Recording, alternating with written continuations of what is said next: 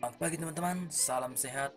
Welcome to Ardus Channel. Jangan lupa like, subscribe, share, and comment sebagai tanda partisipasi Anda pada video kami ini. Terima kasih.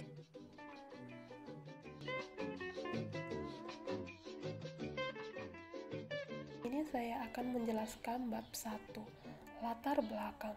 Penerapan informasi sebagai panduan untuk keputusan ekonomi telah diidentifikasi sebagai salah satu fungsi utama dari sistem akuntansi manajemen. Dalam sistem akuntansi manajemen, sistem penetapan biaya produk harus dilaporkan biaya produk yang akurat untuk membuat keputusan yang berkaitan, misalnya dengan harga, pengenalan, penghentian, dan tanggapan terhadap produk saingan. Sampai saat ini, penelitian yang dilakukan masih kurang dipertimbangkan. 1. Seberapa sering biaya produk digunakan dalam pengambilan keputusan? 2. Apakah mereka digunakan sebagai informasi yang mengarahkan perhatian atau langsung dalam pengambilan keputusan? Terkait masalah pertama, kami belum mempertimbangkan apakah biaya produk digunakan sepanjang waktu dalam pengambilan keputusan atau digunakan pada tingkat terendah atau tidak pernah digunakan dalam pengambilan keputusan. Sehubungan dengan masalah kedua, teori sebelumnya menunjukkan bahwa pendekatan biaya tambahan atau yang dapat dihindari yang relevan dengan keputusan diadopsi dalam pengambilan keputusan. Mengingat kedua masalah tersebut, di sini kami menggunakan hasil eksplorasi studi penelitian yang melibatkan survei kuesioner dan wawancara dengan manajemen akuntan yang bekerja di industri manufaktur Inggris untuk mencapai dua tujuan. Tujuan pertama adalah untuk mengidentifikasi seberapa sering biaya produk digunakan dalam pengambilan keputusan dan mengapa mereka terbiasa dengan tingkat frekuensi ini. Tujuannya yang kedua adalah untuk mempertimbangkan apakah informasi biaya produk digunakan sebagai perhatian mengarahkan informasi atau langsung dalam pengambilan keputusan dan mengapa dan bagaimana cara menggunakan ini. Meskipun kami telah memeriksa apakah biaya produk digunakan atau tidak dalam pengambilan keputusan di industri manufaktur, banyak survei terkenal belum mempertimbangkan frekuensi penggunaan dalam pengambilan keputusan.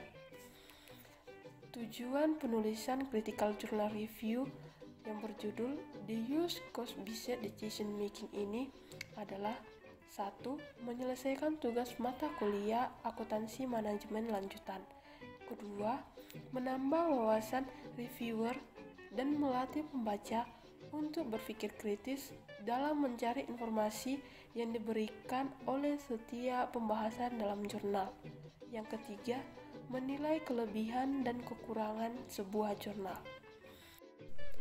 Adapun manfaat yang didapat dalam melakukan critical journal ini adalah 1.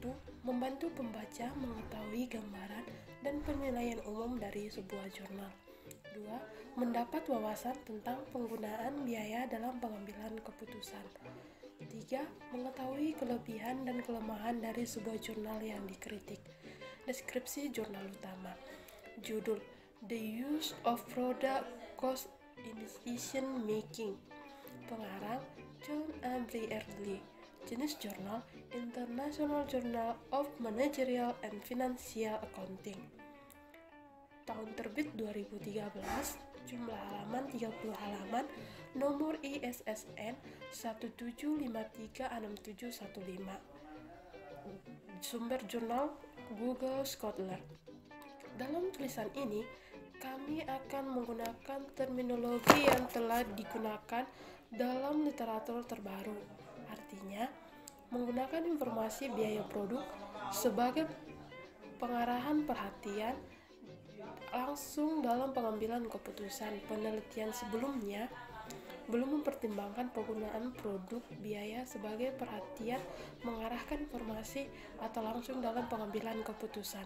Secara khusus, Penelitian belum mempertimbangkan mengapa dan bagaimana informasi biaya produk digunakan sebagai perhatian mengarahkan informasi dan atau langsung dalam pengambilan keputusan, dan sejauh mana frekuensi informasi biaya produk digunakan dalam pengambilan keputusan bervariasi dengan bagaimana itu memberikan justifikasi untuk melakukan penelitian eksplorasi ke dalam penggunaan biaya produk di pengambilan keputusan. Akan dilanjutkan oleh teman saya. Baiklah, di sini saya akan melanjutkan penjelasan dari teman saya, yaitu pada bagian bab 2, landasan teori.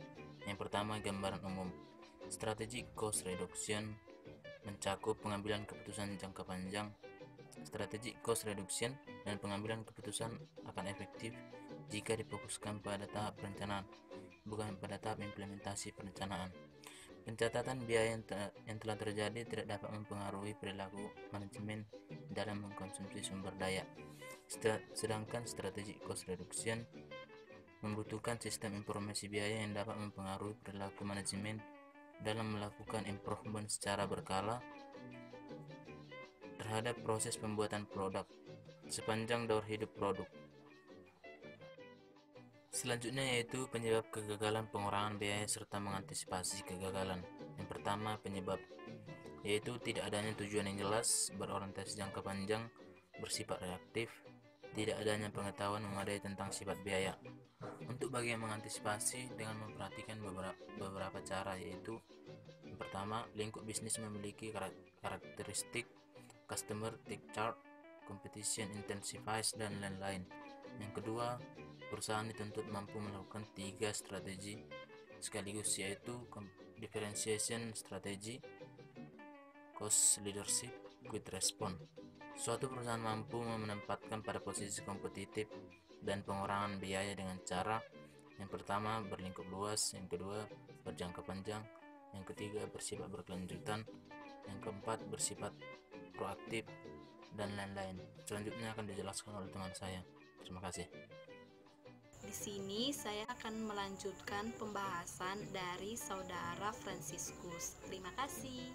Pertama, saya akan menjelaskan mengenai frekuensi penggunaan biaya produk dalam industri manufaktur.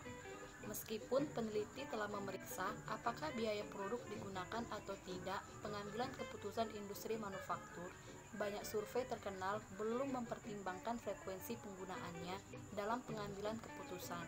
Misalnya di Spanyol, Saez Torresila dan kawan-kawan pada tahun 1996 menemukan manajemen informasi akuntansi memiliki sedikit kegunaan dalam pengambilan keputusan. Penelitian terbatas dan hanya mempertimbangkan frekuensi di mana biaya produk digunakan dalam pengambilan keputusan pembuatan.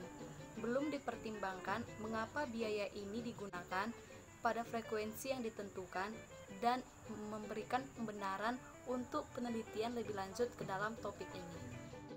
Yang kedua, saya akan membahas mengenai functional analysis. Tim desain melakukan evaluasi atas konsumsi bahan bakar, berat, dan tingkat ketenangan untuk masing-masing dari ketiga mesin tersebut.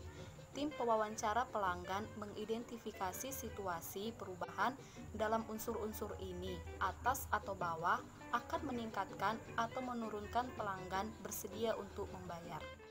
Yang ketiga, saya akan membahas mengenai metode penelitian.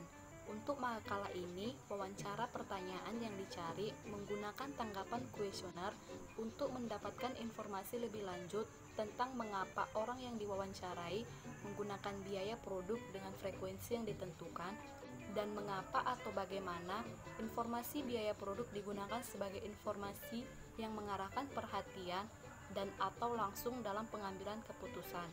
Para narasumber dianalisis menggunakan pendekatan penelitian kualitatif atau interpretatif. Menurut Lincoln dan Guba pada tahun 1985, Miles dan Huberman pada tahun 1994, Corbin dan Strauss pada tahun 2008, untuk mengidentifikasi tema umum dan file tanggapan orang yang diwawancarai yang dapat dikodekan ke dalam satu kategori. Dalam metode penelitian dibagi menjadi dua bagian. Yang pertama adalah jenis penelitian. Adapun jenis penelitian yang kami gunakan adalah kualitatif, yaitu jenis penelitian yang memiliki sifat deskriptif dan cenderung menggunakan analisis. Proses dan makna lebih ditonjolkan dalam jenis penelitian ini dengan landasan teori yang dimanfaatkan sebagai pemandu agar fokus penelitian sesuai dengan fakta di lapangan. Dalam jenis penelitian ini, objek penelitian umumnya berjumlah terbatas. Yang kedua adalah sumber data. Berdasarkan jenis data yang kami teliti, kami menggunakan data primer yang merupakan data yang diperoleh dari responden melalui kuesioner, kelompok fokus dan panel, atau juga data hasil wawancara peneliti dengan narasumber. Data primer biasanya didapatkan dengan membutuhkan banyak sumber daya yang digunakan, seperti waktu, biaya, tenaga, dan spesifik yang disesuaikan dengan kebutuhan peneliti. Data primer ini biasanya dapat mengontrol atau menentukan kualitas penelitian dan biasanya mengacu pada data real time. Di sini saya akan memaparkan tentang kekuatan jurnal utama kami, yaitu yang pertama, pada jurnal ini metode penelitiannya adalah dengan menggunakan tanggapan kuesioner dan wawancara dengan akuntan manajemen Inggris. Biaya produk digunakan sepanjang waktu dalam pengambilan keputusan untuk mendukung motif laba pusat, laba investasi, dan untuk mengendalikan biaya di pusat biaya.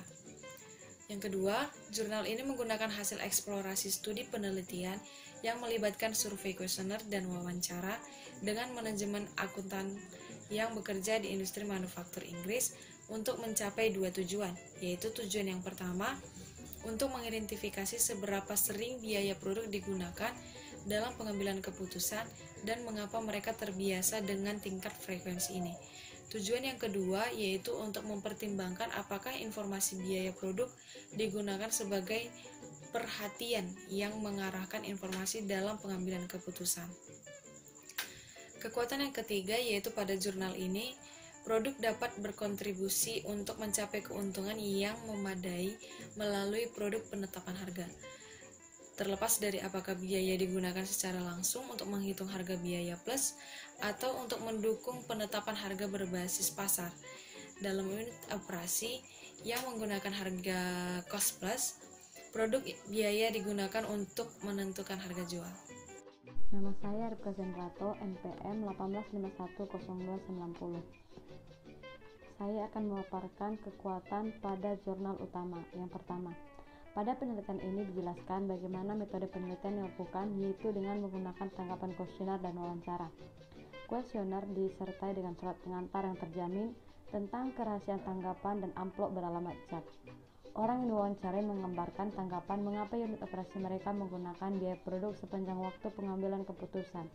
Dalam hal jenis keputusan di mana biaya produk digunakan baik mendukung motif laba atau pengendalian biaya. Yang kedua, pada penelitian ini juga dijelaskan bahwa ada dua tujuan untuk menghasilkan hasil eksplorasi studi penelitian yang melibatkan survei kuesioner dan wawancara dengan manajemen akuntan yang bekerja di industri manufaktur Inggris. Yaitu tujuan pertama adalah untuk mengidentifikasi seberapa sering biaya produk digunakan dalam pengambilan keputusan dan mengapa mereka terbiasa dengan tingkat frekuensi ini. Dan tujuan yang kedua yaitu untuk mempertimbangkan apakah informasi biaya produk digunakan sebagai perhatian yang mengarahkan informasi dalam pengambilan keputusan dan mengapa dan bagaimana digunakan ini.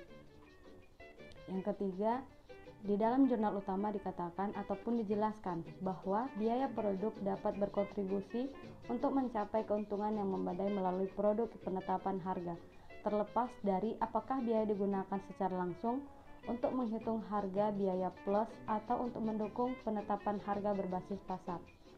Namun, berbeda dengan jurnal yang berjudul apakah cost plus pricing masih relevan di masa COVID-19, di dalam jurnal ini dijelaskan bahwa dalam mencapai keuntungan atau menargetkan keuntungan terlebih dahulu menentukan harga pokok produksi dan harga jual, serta dijelaskan juga adanya penambahan biaya di dalam suatu pencapaian tingkat keuntungan kotor. Di sini saya akan memaparkan tentang kelemahan jurnal utama dan pembahasannya. Yang pertama, dalam jurnal utama, penelitian yang dilakukan lebih terbatas dan hanya mempertimbangkan frekuensi di mana biaya produk yang digunakan dalam pengambilan keputusan belum dipertimbangkan. Sedangkan dalam jurnal yang berjudul Relevant Cost Analysis, dasar pengambilan keputusan memproduksi sendiri atau membeli, jurnal ini menjelaskan ada beberapa keuntungan yang dapat dilihat seperti hasil analisis biaya relevan. Dapat diketahui secara jelas perbandingan profit antara keputusan memproduksi sendiri dan membeli. Yang kedua, di dalam jurnal utama disebutkan kelemahannya berada di batasan penelitian tidak menggunakan sampling teoritis untuk mengambil sampel orang yang diwawancarai. Hasil penelitian ini hanya meningkatkan pemahaman kita tentang penggunaan produk biaya dalam pengambilan keputusan. Di sini saya akan menerangkan bagian penutup, yaitu kesimpulan. Dalam jurnal utama, dapat dijelaskan biaya produk digunakan sepanjang waktu dalam pengambilan keputusan motif laba pusat, laba atau investasi, dan untuk mengendalikan biaya di pusat biaya. Biaya produk digunakan sepanjang waktu dalam pengambilan keputusan dan digunakan pada tingkat paling rendah atau tidak pernah digunakan dalam pengambilan keputusan. Sehubungan dengan masalah kedua, teori sebelumnya menunjukkan bahwa pendekatan biaya tambahan atau yang dapat dihindari yang relevan dengan keputusan diadopsi dalam pengambilan keputusan. Penelitian ini bertujuan untuk melakukan penelitian eksplorasi ke dalam penggunaan biaya produk di pengambilan keputusan. Dari hasil analisis dan pembahasan, maka dapat ditarik beberapa kesimpulan sebagai berikut. 1. Strategi cost reduction mencakup pengambilan keputusan yang bersifat jangka panjang. 2. Dalam sistem akuntansi manajemen, sistem penetapan biaya produk harus dilaporkan biaya produk yang akurat untuk membuat keputusan yang berkaitan, misalnya dengan harga, pengenalan, penghentian, dan tanggapan terhadap produk saingan. Saran: berdasarkan keterbatasan penelitian yang diungkapkan di atas, maka saran dari kelompok kami terhadap Critical Journal Review yang berjudul The Uses Cost-Based Decision Making adalah untuk penelitian selanjutnya dapat menggunakan jenis penelitian deskriptif kuantitatif karena proses dan makna lebih ditonjolkan dalam jenis penelitian ini dengan landasan teori yang dimanfaatkan sebagai pemandu agar fokus penelitian sesuai dengan fakta. Kami menyadari bahwa makalah ini jauh dari kata sempurna dan masih banyak lagi terdapat kekurangan baik dalam penjelasan materi yang telah kami paparkan. Oleh sebab itu, kami sangat mengharapkan kritik atau saran dari setiap pembaca untuk kesempurnaan makalah ini.